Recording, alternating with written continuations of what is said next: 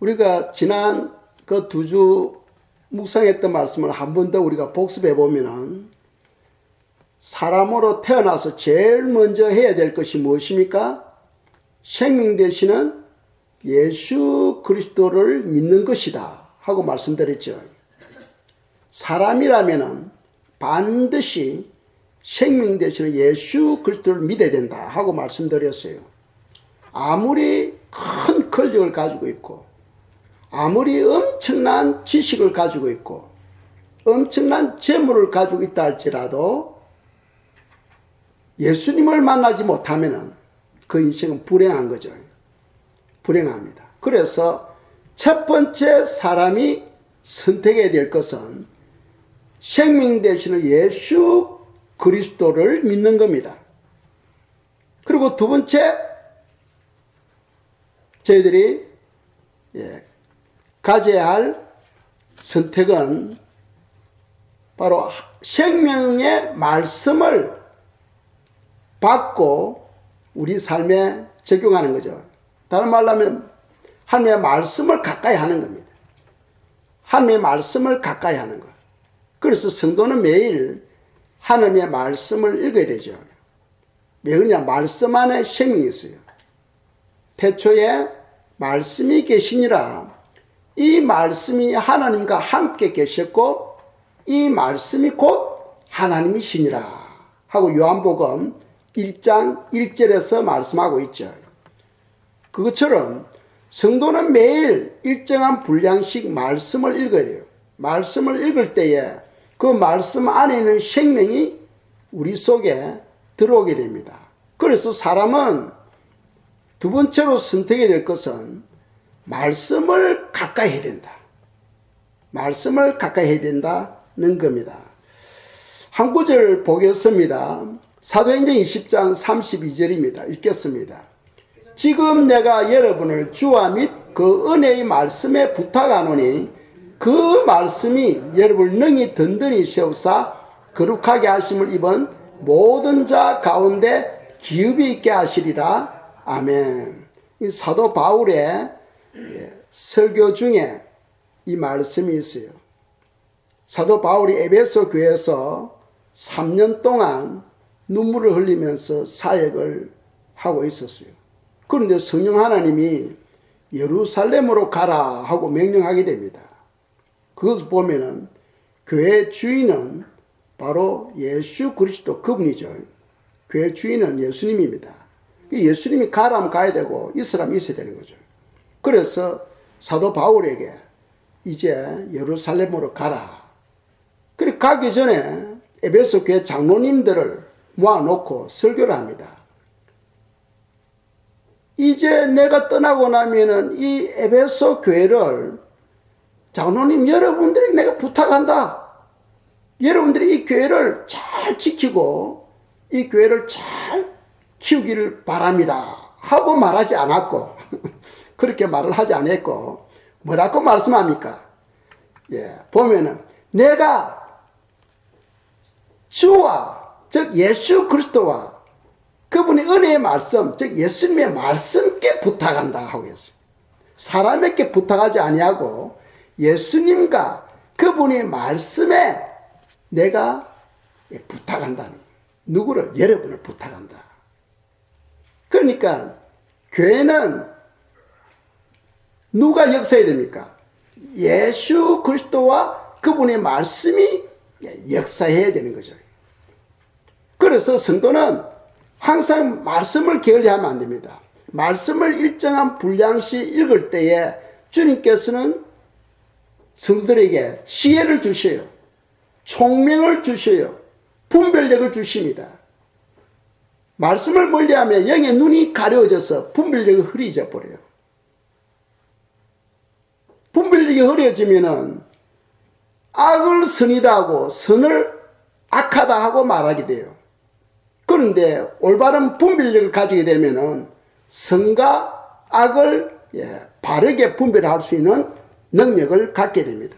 그래서 성도는 매일 일정한 분량씩 성경을 읽어야 된다. 최소한도로 석 장은 읽어야 된다. 석 장 이상씩. 아시겠죠? 석 장 이상씩 매일 성경을 읽어야 된다 하는 겁니다. 그래서 두 번째로 사람이 선택해야 될 것은 생명 되시는 말씀을 가까이 해야 된다 하는 것이고, 세 번째 선택해야 될 것은 예수의 피의 그 권세를 우리가 사용할 줄 알아야 돼요. 왜 예수님이 이 땅에 오셔가지고 십자가에 매달려서 피를 흘리셔야만 됐는가? 도대체 그 피가 무엇인가? 꼭 피를 흘려야 돼? 그냥 말씀만 하면 되지 하고 우리가 생각할 수 있어요. 그러나 하나님이 보실 때는 피 흘림이 없이는 제3이 없다는 겁니다. 반드시 피를 흘려야 된다는 거예요. 그렇다면 도대체 그 피가 하는 역할이 뭐냐는 거예요. 그 피가 우리 모든 죄를 씻기시고, 그 피가 우리 안에 모든 질병을 치유하시고, 그 피가 모든 저주를 막아주고, 그 피가 우리 속 사람을 변화시키는 거야. 그러니까 성도는 늘 피와 더불어 살아야 돼. 여러분 마음에 예수님의 피가 가득해야 됩니다. 예수님의 피가 가득해야 돼요. 피를 마음에 가득 담고 사는 사람은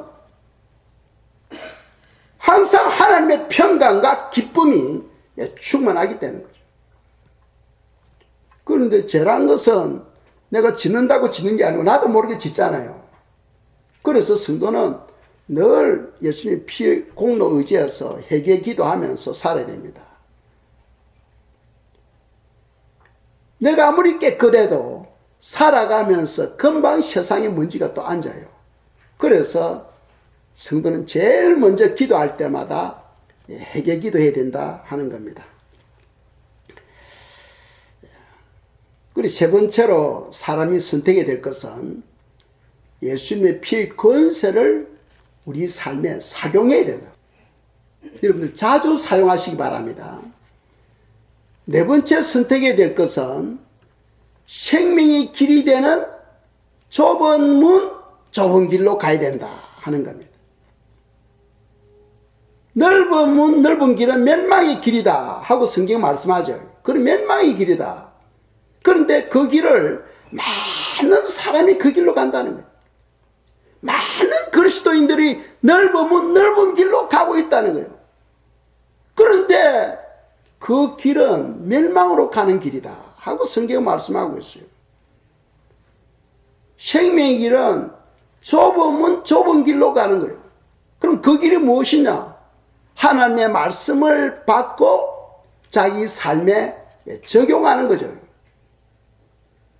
말씀을 받고 자기 삶에 적용이 없으면 변화가 일어나질 않아요.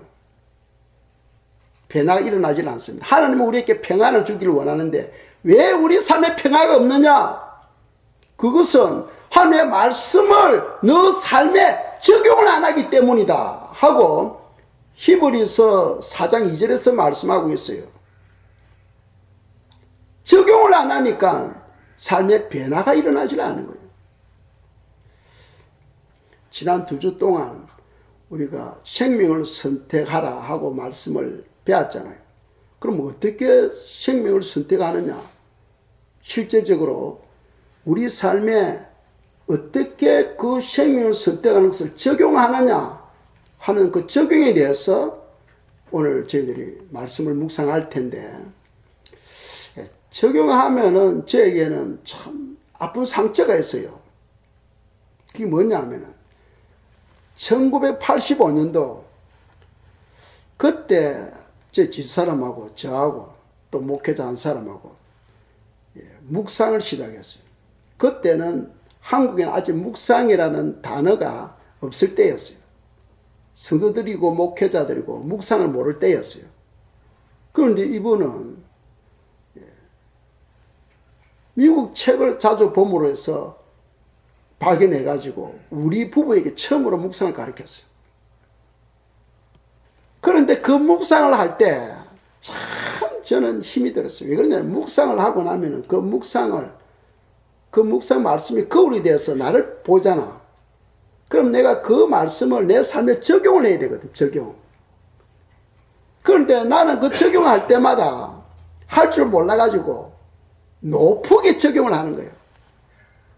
그러면은 높게 적용을 하려면은 결정했으면 내가 그날 그대로 살아야 되거든. 살지 못하니까 내 마음에 그게 엄청나게 짐이 되는 거예요. 예를 든다면은 이제 전도하는 부분이 있어가지고 전도를 해야 되는데, 그러면은 내 마음에 오늘은 내가 전도하지 아니하면은 내가 밥을 먹지 않겠다 하고 이제 그런 엄청난 적용을 하게 되는 거예요. 그러면은 전도를 위해서 회사 갔다 오면은 병원 전도, 집집마다 다니는 호별 전도, 거리 전도 하는 거예요. 이제 그것이 매일 이어지니까 또 주일날 예배 드리고 나면 또 전도하러 나가죠. 그것이 내 삶에 엄청난 부담이 되었어요. 그게. 부담이 되었어요. 그래서 그 묵상을 한 3개월 정도 하고는 목회자 그만두자 하더라고. 그분이 내 마음을 벌써 알았던가 봐. 왜냐면 내가 열정적으로 안 하니까 그만두자 하더라고. 그래서 저는 완전히 해방됐던 그런 기분을 느꼈던 것 같아요. 지금도 말씀 묵상하면은 그때를 생각해요. 왜냐면 묵상하는데 그 말씀이 내 삶의 현실로 적용을 하지 않으면은 그건 바로 그림의 떡이에요. 하나의 그림이 있으면, 그림에 떡이 있으면은 아무리 그 그림을 봐도 배가 안 불러요. 배가 부르려면 실제로 떡을 먹어야 배가 부르잖아. 그것처럼 하나님의 말씀을 내 삶에 적용을 할 때에 내 삶에 변화가 일어나는 거예요. 변화가. 그럼으로써 내 속 사람이 하나님의 사람으로 자라가게 되는 거죠. 그래서 적용할 때는 높이 적용하지 마시고 여러분 믿음의 분량대로 아주 낮게 적용해가지고 한 걸음 나갈 때 이제 여러분 속 사람이 점점 변화되어지고 믿음이 성장하게 되는 거예요. 아시겠죠? 그래서 우리가 생명으로 나아가는 길은 좁은 길인데, 좁은 길은 하나님의 말씀을 받고 내 삶에 적용하는 거예요. 즉 순종하는 순종. 순종한다는 것은 그 말씀대로 내가 살아간다는 거예요. 다른 말로 하면 적용한다는 거예요. 그래야 할 때에 우리가 바른 선택이 되고 내 삶에 영적으로 성장이 일어나게 된다 하는 것을 기억하시면서 오늘 저희들이 묵상할 말씀은 그렇다면 우리가 적용을 하는데 실제적인 적용을 위해서 우리가 어떻게 살아야 되는가 하는 겁니다. 그래서 조금 전에 읽었던 우리가 출애굽기 그 본문에 보시면은 이스라엘 백성들이 애굽에 살 때예요. 본래 그 갈 때는 70명이 갔잖아. 그런데 이제 한 400년이 흘러가지고 생육하고 번성해가지고 이 이스라엘 백성들이 그 현지인 애굽 사람보다 더 많아지려고 하네. 그러니까 애굽 왕이 두려운 거예요. 왜? 전쟁 나면은 그들이 칼을 돌려버리면은 바로 적군이 돼버리잖아. 그래서 그들이 생육하고 번성을 못하도록 하기 위해서 남자 아이들이 태어나면은 무조건 죽이고 여자 아이들이 태어나면 살리더라고 산파들을 불러서 명령을 합니다. 그런데 산파들이 하나님을 경외하고 하나님을 두려워해가지고 남자 아이도 다 살려주는 거예요. 그래서 애굽의 바로 왕이 딱 알고는 그 산파들을 부릅니다. 너희들 오늘 죽을 줄 알아라. 내가 명령을 내렸거늘 남자아이들을 다 살려줬다는 거예요. 어째서 살려줬느냐 하니까 산파들이 뭐라고 말하냐 하면은 이 히브리 여인들은 애굽 여인하고 다르다는 거예요. 우리가 가기도 전에 이미 출산해버린다는 겁니다. 그러니까 태어날 때에 살며시 목을 눌러가지고 죽여버려야 되는데 이미 가기 전에 이미 태어나버리니까 죽일 수가 없었다는 겁니다. 이게 거짓말한 거예요. 거짓말한 거.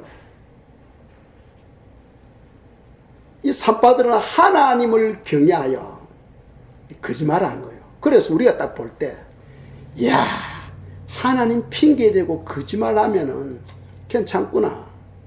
하나님은 이 산파들에게 복을 줘요. 잘 살게 되는 복을 줘. 이 거짓말해도 복을 받는구나 하고 사람들이 오늘날 생각해요. 그래서 이것을 어떻게 말을 하냐면, 거짓말에는 까만 거짓말도 있고 하얀 거짓말도 있다 하고 이야기하는 거예요. 까만 거짓말은 죄가 되고 하얀 거짓말은 죄가 안 된다. 그래서 사람들이 쉽게 거짓말을 하며 살아갑니다. 거짓말은 거짓말이에요. 거짓말은 죄입니다. 거짓말은 죄예요. 거짓말하면 안 되는 거예요. 그런데 이 산파가 바로의 왕의 명령대로 남자아이를 죽이느냐 살리느냐 어느 것을 선택한 거예요? 살리는 쪽을 선택했다는 거예요. 생명이 있는 쪽을 선택했다는 거예요. 생명이 있는 쪽을. 자기가 죽으면 죽으리다는 그런 생각으로 생명이 있는 쪽을 선택함으로써 하나님으로부터 복을 받았다는 겁니다. 아시겠죠? 우리의 삶에 여러 가지 선택해야 될 부분이 있을 때 어느 쪽이 생명이 있는 것이냐 하는 것을 보고 선택해야 된다는 거예요. 어느 쪽에 생명이 있는 곳이냐. 그래서 히브리 산파들은 남자아이를 살리는 것, 그 생명 아닙니까? 그 생명이 있는 쪽을 선택함으로써 주님으로부터 복을 받았다는 거예요. 그리고 그 산파들이 애국 왕에게 거짓말한 것에 대해서 우리가 묵상해 보도록 하겠습니다. 요한계시록 21장 8절입니다. 읽겠습니다. 그러나 두려워하는 자들과 믿지 아니하는 자들과 흉악한 자들과 살인자들과 음행하는 자들과 점술가들과 우상숭배자들과 거짓말하는 모든 자들은 불과 유황으로 타는 못에 던져지리니 이것이 둘째 사망이라. 아멘. 둘째 사망은 바로 불못이고 지옥입니다. 불신자들이 죽으면은 음부로 가요. 음부는 소위 말하는 눈알이 뽑히고 혓바닥이 뽑히고 온몸에 칼로 난도질 당하고 팔이 잘리고 목이 잘리고 엄청난 지옥과 같은 그런 고통을 받는 곳이 바로 음부고 연단장이에요. 그건 지옥이 아니에요. 지옥은 언제냐? 천년왕국 때 백보자 심판이 있죠. 백보자 심판을 받고 누구든지 생명책에 그 이름이 없으면은 다 불과 유황으로 타는 불못으로 던져지는 것. 거기가 바로 지옥이에요. 아직 아무도 지옥에 들어간 사람은 없어요. 다 지금 불신자들은 음부에 들어가서 엄청난 고통을 받고 있어요. 그리고 지옥에 들어갈 준비를 하고 있죠. 자, 성도들이 죽기 전에 성도들은 열심히 깨끗해야 돼. 회개해야 돼. 그래서 성도들은 죽으면은 시온성에, 우리 성도님들은 다 시온성에 들어가야 돼요. 시온성에 다 들어가야 됩니다. 그런데 죄를 품고 죽었을 때는 연단장으로 들어가요. 연단장도 지옥과 똑같아. 엄청난 고통을 받습니다. 그래서 간증하는 사람들, 예수 믿는 사람이 지옥에 있다는 그런 지옥이 아니고 어디다? 연단장이다. 지옥과 같은 그런 고통을 받아요. 거기서 회개하고 그 고통을 통해서 회개함으로써 제3을 받고 그리고 낙원으로 가게 됩니다. 그리고 성도들은 연단장으로 들어가면 안 돼. 그 전에 우리가 살아있을 때 철저하게 해결을 하셔야 돼. 철저하게 재시씀을 받아야 되는 거예요.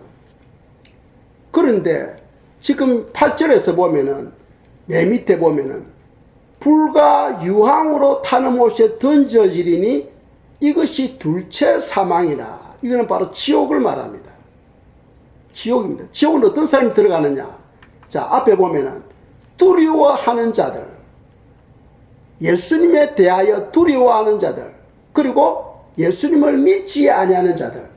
그러니까 이 요한계시록 21장 8절은 불신자들에게 해당되는 말씀이에요. 불신자들, 예수님을 안 믿잖아.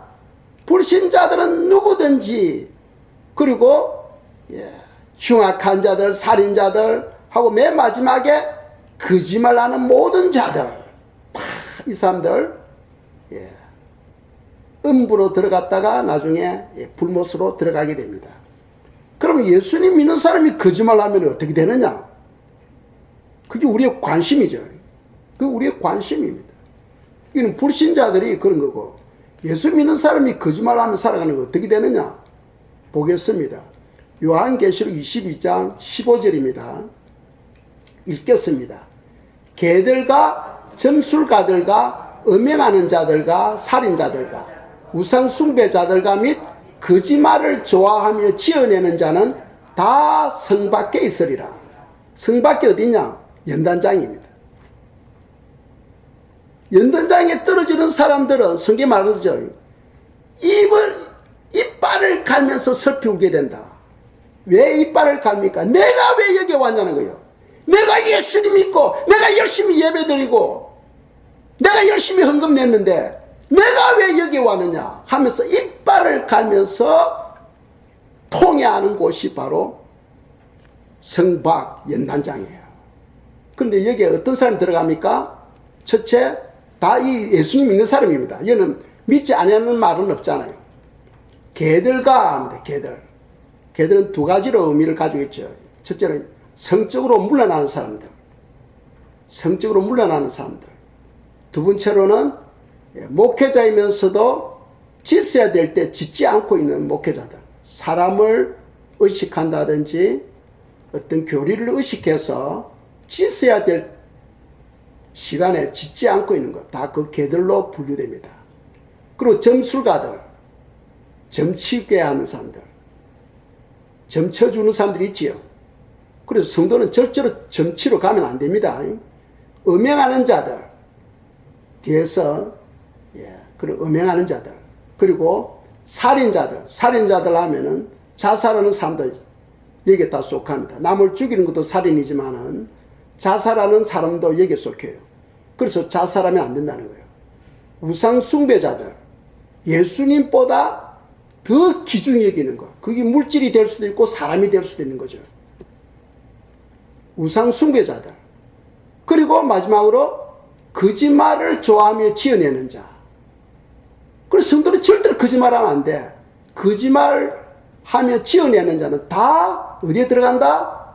성 밖에, 즉 연단장에 들어가서 지옥과 같은 끔찍한 고통을 받으면서 거기서 해결해야 되는 거예요.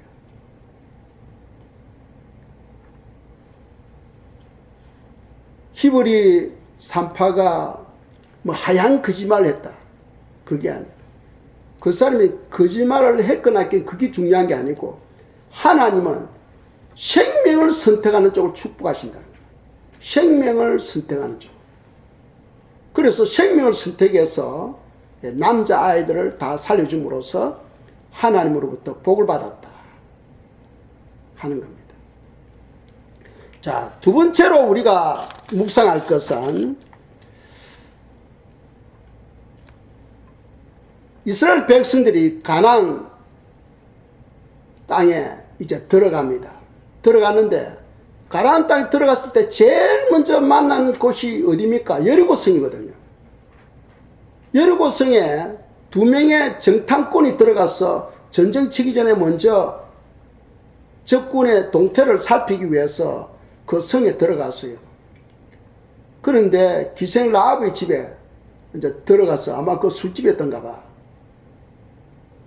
기생 집에 들어가서 뭐 술 한잔 마시면서 이게 그 주인이 딱 보니까 이건 정탐꾼이에요. 그 도수 사람이 아닌 거예요. 낯선 사람입니다.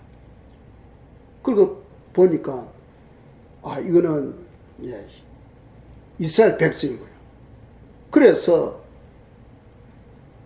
라합이 그 성 안에 있는 사람들의 그 행편을 다 이야기를 합니다. 다 이야기를 해요. 그리고 그 정탐꾼들을 숨겨줍니다. 자, 보세요. 라합은 지금 자기 백성, 자기 민족이 있어요. 그리고 정탐꾼이 있습니다. 여러분이라면 어느 쪽을 선택하겠습니까?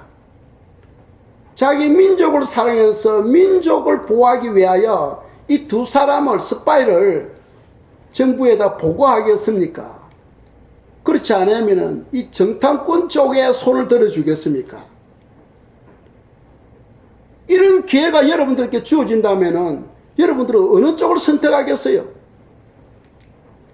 라합은 정탐꾼 쪽을 손을 들어줬다는 거예요. 그래서 이쪽 형편을 다 이야기하게 됩니다.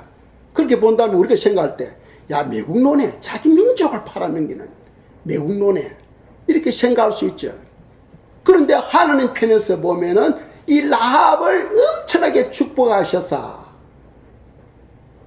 라합과 그 가족과 그 친척들이 다 살게 되고 예수님의 그 족보에 올려지게 됩니다. 그 왜 그러느냐? 바로 라합은 이 이스라엘 백성들이 오기 전에 이미 소문을 다 들은 거예요. 애굽에서 하나님께서 10가지 재앙을 내리셔가지고 이 이스라엘 백성들을 끄집어내고 그 넓고 넓은 깊고 깊은 홍해 바다를 마른 땅으로 걷게 하시고 광야 40년을 불기둥과 구름기둥으로 하나님께서 보호하시고 인도해 주셨다. 이거는 틀림없는 하나님의 백성이에요. 하나님의 자녀다 하는 것을 믿게 된 거예요. 그래서 이 하나님이 누굽니까? 하나님의 생명의 근원이 되시는 분이거든. 그러니까 이 라합은 생명의 근원 되는 하나님의 자녀들 편에 손을 들어준 거예요. 그럼으로써 하나님으로부터 엄청나게 복을 받게 되는 거죠. 우리가 어떤 사건이 있을 때 두 가지 놓고 선택해야 될 때 어느 쪽을 선택해야 되느냐? 생명이 있는 쪽을 선택하라. 생명이 있는 쪽을 선택하라 하는 것이 지금 성경이 우리에게 가르치고 있다는 겁니다. 또 성경에 보면은 예수님께서 새벽 미명에 일어나서 조용한 곳에 가서 기도합니다. 아직 밝기도 전에요. 기도하는데 제자들이 달려옵니다. 예수님, 지금 많은 사람이 지금 설교 말씀을 듣기 위해서 집 앞에 지금 잔뜩 모여 있습니다. 빨리 가서 그들에게 말씀을 전해주세요 하고 보고를 합니다. 그런데 예수님이 아니다. 다른 가까운 마을에 가서 나는 전도하겠다고 그쪽으로 갑니다. 자, 보세요. 많은 사람이 말씀을 듣기 위해서 기다리고 있어요. 또 한쪽은 다른 마을에 가서 전도하는 것, 그 두 가지가 있는데 어느 쪽을 선택해야 되느냐는 거예요. 이거는 우선순위의 문제죠. 자, 보세요. 많은 사람이 하나님의 말씀을 듣기 위해서 기다리는 것, 여기에 가서 말씀을 전하는 것, 그것도 하나님 뜻으로 생각할 수 있잖아. 또 전도하는 거, 이것도 하나님 뜻으로 생각할 수 있잖아요.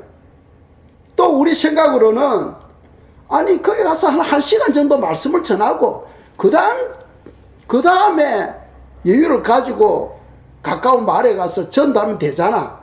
이렇게 우리는 생각할 수 있거든. 그런데 예수님은 많은 사람이 비록 기다리고 있다 할지라도 외면하고 가까운 마을에 가서 전도했다는 거예요. 마가복음 1장에 보시면 양쪽 다 생명을 선택하는 쪽입니다. 그럼 양쪽 다 생명을 선택하는 쪽일 때는 어떻게 선택하느냐는 거예요. 기도를 통하여 하나님의 뜻을 알아야 된다는 거예요. 그 예수님은 그 새벽 미명에 조용한 곳에 가서 기도를 통하여 하나님의 뜻을 알고 그 뜻대로 바로 즉시 순종하는 거예요. 이 순종이라는 것은 시간을 늦추면 안 됩니다. 지금 순종해야 될 것을 오후나 저녁에 내일이나 순종하지 뭐. 그때 이미 시간을 놓쳐버리는 거예요. 한번 그 시간이 지나가고 나면은 다시 그 은혜는 오지 아니한다고 제가 말씀드렸어요. 비록 많은 사람이 말씀을 듣고 기다리고 있다 할지라도 주님은 아버지 뜻을 바로 기도를 통해서 받고는 바로 즉시 순종하는 것을 마가복음 1장에서 말씀하고 있어요. 그래서 양쪽 다 생명을 가지고 있을 때는 기도를 통하여 하나님의 뜻을 깨달아야 된다 하는 것이 바로 성경에서 우리에게 교훈을 주고 있습니다.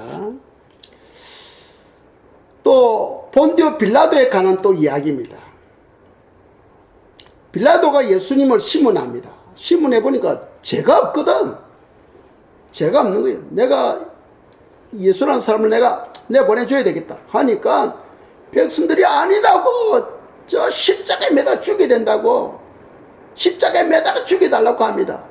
그러니까 막 백성들이 나가 막 소리치고 막 야단이니까 이 총독 빌라도가 가만히 보니까 저들이 막 밀란이 일어나면은 큰일 나거든. 수없이 많은 사람을 또 죽여야 되고 또 문제가 일어나니까 뭐 한 사람 죽인 게 더 낫잖아요. 그래서 사람을 의식해가지고 이 빌라도는 그 많은 사람들의 그 악인들의 뜻을 받들어서 그들 편에 손을 들어주고 결국 생명되는 예수님을 죽이게 하죠. 예수님을 십자가에 매달아 죽이도록 심판을 하게 됩니다. 그 결과로서 어떻게 됩니까? 빌라도는 나중에 총독에서 제명당하게 됩니다. 그리고는 이 빌라도는 자살하게 돼요. 결국 선택을 잘못해가지고 그 빌라도는 장차 영원한 지옥으로 떨어지게 되겠죠. 한 번의 그 잘못된 그 선택이 영원한 고통과 영원한 눈물을 가져오게 된 거죠. 우리가 선택이 엄청나게 중요하다는 거예요. 엄청나게 중요하다.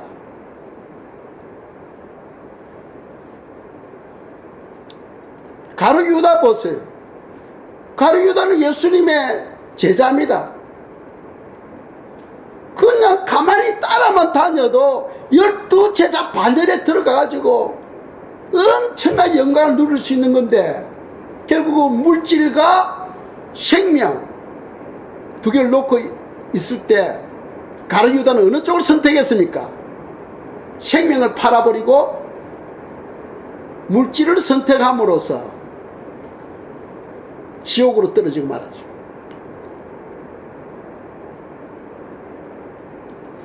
앞으로 마지막 때 7년 대환란이 있다고 성경은 말씀하고 있어요.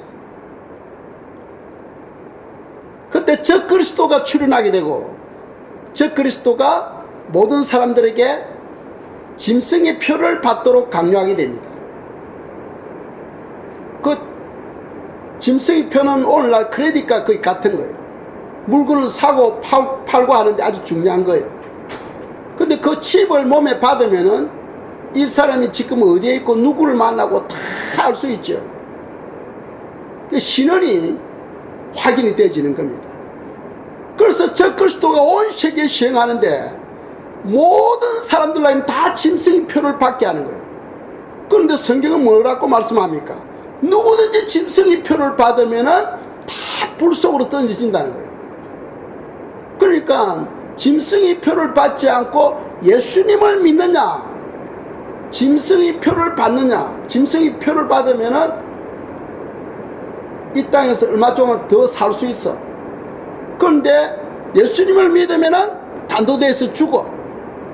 그런 경우 여러분들은 어느 쪽을 선택하겠습니까?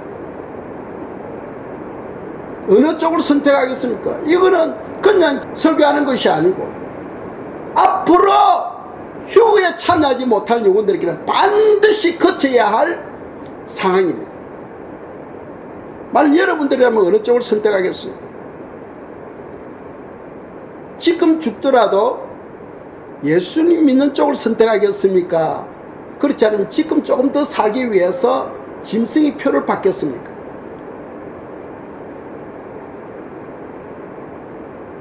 지금부터라도 여러분들이 마음으로 작정하는 그런 믿음을 준비하지 아니하면 안 되는 거예요. 우리는 지금 죽더라도 예수 그리스도를 구주로 믿는 그 믿음을 끝까지 붙잡아야 되는 거예요. 아멘. 우리 사도 바울의 그 신앙 고백을 한번 보겠습니다. 사도행전 20장 24절입니다. 읽겠습니다. 내가 달려갈 길과 주 예수께 받은 사명 곧 하나님의 은혜의 복음을 증언하는 일을 마치려 하면은 나의 생명조차 조금도 귀한 것으로 여기지 아니하노라. 아멘. 이 사도 바울은 복음을 위해 증거하는데 많은 박해들이 있었어요. 이제 이분이 예루살렘으로 가면은 거기는 큰 환난과 박해가 기다리고 있다고 예언자들이 예언을 하고 있는 거예요. 그래서 사람들이 바울 선생님 예루살렘으로 가면 안 됩니다 하고 막는 거예요. 그렇지만은 성령님께서 예루살렘으로 가라 하고 명령을 내린 거예요. 이제 예루살렘으로 가야 되는 거예요. 가야 되는 거예요. 왜? 하나님이 가라 하니까. 비록 그곳이 죽음이 기다리고 있다 할지라도 그건 가야 되는 거예요.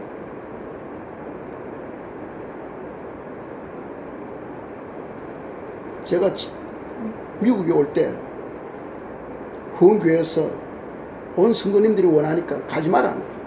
가지 마라. 계속 사회 가면 좋겠다고. 그런데 그 전에 이미 저는 응답을 받아버렸어요. 미국 가도록 응답을 받아버렸어요. 그래서 제가 그랬어요.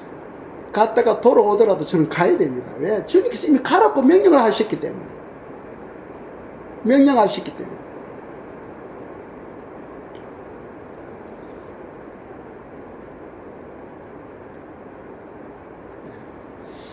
하나님의 말씀이 딱 떨어져 버리면 더 이상 선택이 없습니다. 그런데 말씀이 떨어지기 전에 우리가 선택이 될 것은 무엇을 선택해야 되느냐? 어느 쪽이 생명이 있느냐? 생명이 있는 쪽을 선택해야 된다는 거예요. 비록 그것이 죽음의 길이다 할지라도 생명이 있는 쪽을 선택해야 된다. 우리 삶에는 많은 사건들이 있어요. 그 사건을 통해서 내가 무엇을 선택하느냐에 따라서 내가 멸망으로 떨어지느냐 영원한 생명으로 떨어지느냐 하는 것을 자기가 결정하게 되는 거죠. 그것은 평소에 여러분들이 주님과의 관계, 즉 성경 말씀을 통하여 지혜를 얻고 또 성령님과 교통함으로써 올바른 분별력을 우리가 가질 수 있겠습니다. 그래서 결론을 말씀드린다면 사람이 선택할 때는 생명이 있는 쪽을 선택해야 된다. 아시겠죠? 그리고 양쪽 다 생명이 있을 때는 어떻게 되느냐? 그때는 기도를 통해서 하나님의 뜻을 발견해야 된다. 세 번째로는 생명과 또 어느 쪽에 하나님께 영광이 되느냐 하는 것을 발견하고 그것을 선택해야 된다는 거예요. 그래야 할 때 그 미래는 하나님이 보장하셔. 하나님이 보장하셔. 그래서 성도는 믿음이 필요합니다. 그 믿음을 가지려면 성경 읽고 그 말씀을 여러분 삶에 적용이 있어야 돼요. 적용이 없는 성경 읽는 거 여러분 신앙에 아무런 도움이 되질 않아요. 전혀 도움이 되지 않습니다. 생각만 높아져. 생각만 높아지고 아무런 도움이 되질 않아요. 그런데 그 적용하는 거 쉬우냐? 무지 어려워요. 적용하는 건 무지 어려워요. 그래서 적용을 할 때는 아주 낮게 적용해가지고, 뭐 전도회 관해서 적용하려면은 뭐 도로변에 나가가지고 집집마다 찾아다니면서 전도지 주면서 전도해야 되겠다 이렇게까지 하지 마시고, 이 지역을 위해서 주님 전도를 위해서 제가 뭐 1시간 기도하겠습니다. 이 정도로 낮게 수준을 잡아가지고 적용을 하시라 하고 제가 건의하고 싶어요.